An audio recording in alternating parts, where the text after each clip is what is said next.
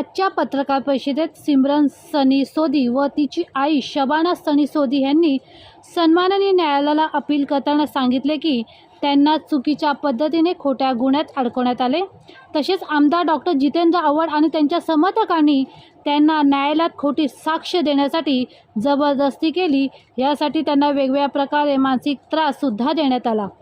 परंतु वाढत चाललेल्या मानसिक त्रासाला कंटाळून दोघींनीही सत्य समोर आणण्यासाठी न्यायालयात माफीचा साक्षीदार होण्याची तयारी दर्शवली आहे।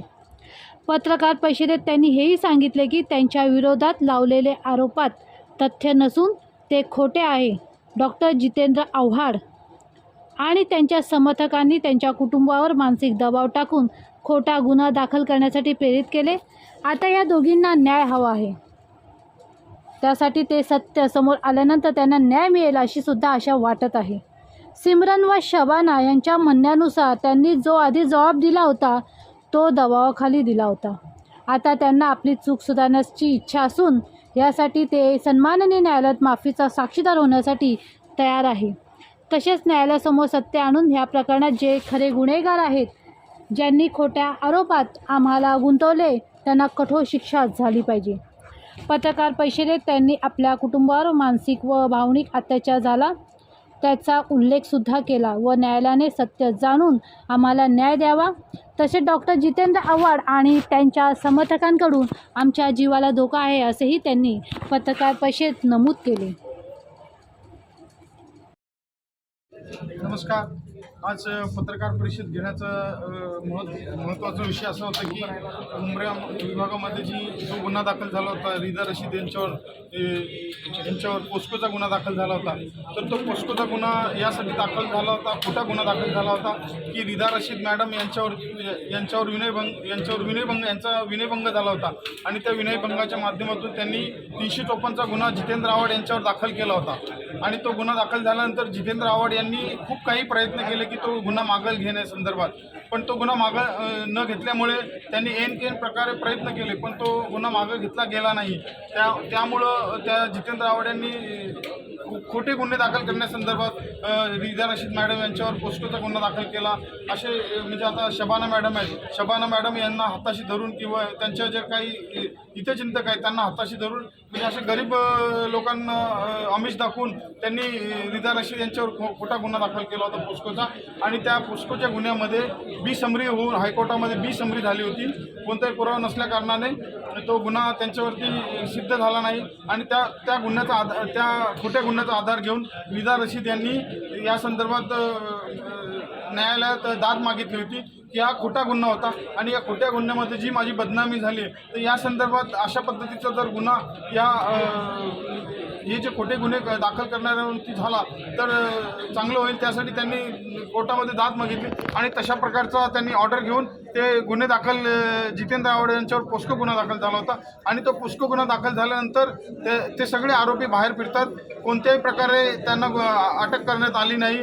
तर अशा पद्धतीने जितेंद्र आव्हाड यांनी आज जामीन अर्जासाठी आज कोर्टामध्ये दाखल केलं, जामीनसाठी बेल ॲप्लिकेशन दाखल केलेलं आहे आणि ते बेल ॲप्लिकेशन मंजूर म्हणजे त्यांचं जामीन मंजूर न होऊ नये म्हणून आम्ही न्यायालयाला आपल्यामार्फत विनंती करण्यासाठी म्हणजे त्यांना जामीन न होऊ नये म्हणून त्यांना आपल्यामार्फत विनंती करण्यासाठी आपल्याला बोलवलं होतं आणि ही पत्रकार परिषद त्यासाठी घेतली। उनको सज़ा मिलना चाहिए, बेल पास होना चाहिए। जब मैं सच्चाई पे थी सब ठीक था, फिर उसके बाद मुझे भी जेल हुई है। जब मुझे जेल हुई थी उस समय मेरी बेटी ने फ़ोन किया था आव्हाड सर को कि सर मेरी हम लोग नहीं करके भी मेरी मम्मी फंस गई है। तो बोले कुछ नहीं, 2 दिन में वो छूट जाएगी, ठीक है। फिर उसके बाद में फ़ोन किया तो बोले नहीं बोले तुम पर्सनल आके मिलो। छोटे बच्ची को क्यों बुला रहा था पर्सनल मिलने? हाँ, मैं तो मेरी सज़ा काट आई हूँ और आज हमको जान का धोखा है और ये सब चीज़ें झूठी है। कल भी सच था, आज भी सच है, हमेशा सच ही रहेगा ये कि मैडम ने ऐसा कोई काम नहीं किए जो उनके ऊपर आया था केस। मैं यही चाहूँगी आप लोगों से कि उनकी बेल कैंसिल हो और न्याय मिले, मुझे भी न्याय मिले, मैडम को भी न्याय मिले, क्योंकि मैं तो एक गरीब इंसान हूँ, उनके लिए हम लोग कहीं लगते नहीं है। वो आवड़ जैसा इंसान है जो मुमरा में राज करता है। एक बच्चा भी रहेगा तो बोलेगा अरे मैं आवड़ की कंपनी का हूँ। तो आवड़ यही सब करता है क्या? लोगों को परेशान करने का ही काम है आवड़ का। और किसको सबसे पहली बात आती औरत तो उनकी भी थी, बेटी उनकी भी थी।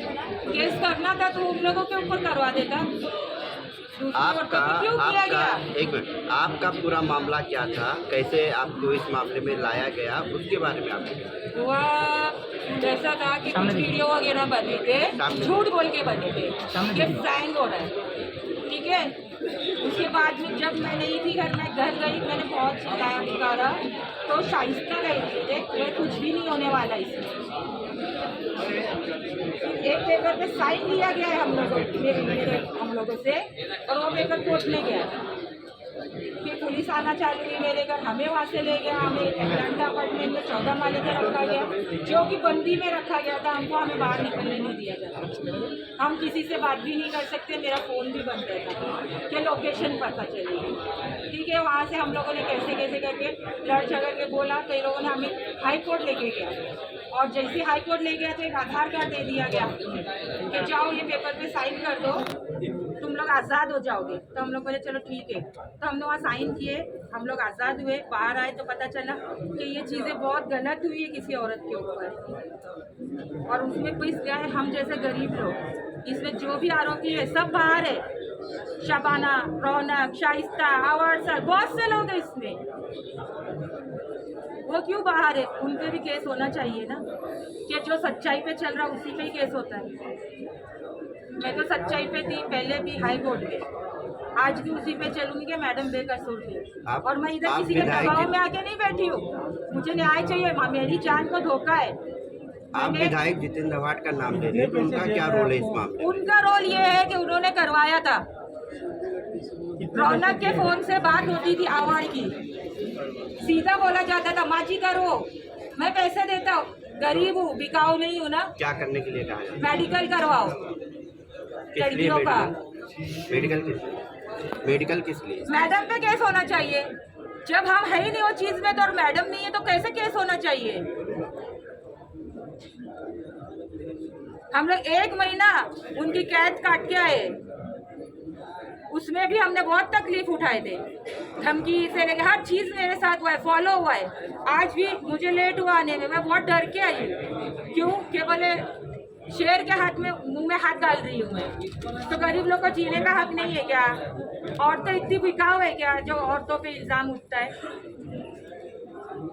आज के वो आरोपी है, उनको सजा मिलनी चाहिए, उनकी जवाबदेही निभानी चाहिए। मैं कल भी वही थी, सच का आगे भी सच के लिए खड़ी रहूँगी कि मैडम ने ये सब काम नहीं किए थे, ना हमने किए थे। जो झूठ है वो झूठ है, जो सच है यही है कि इनके करता धरता ये आवाड़ सर, शबाना, शाइस्ता, इनके साथ बहुत से लोग जुड़े हुए मिल जाएंगे आपको। हम लोग नहीं, हम लोग सच में ही चलेंगे।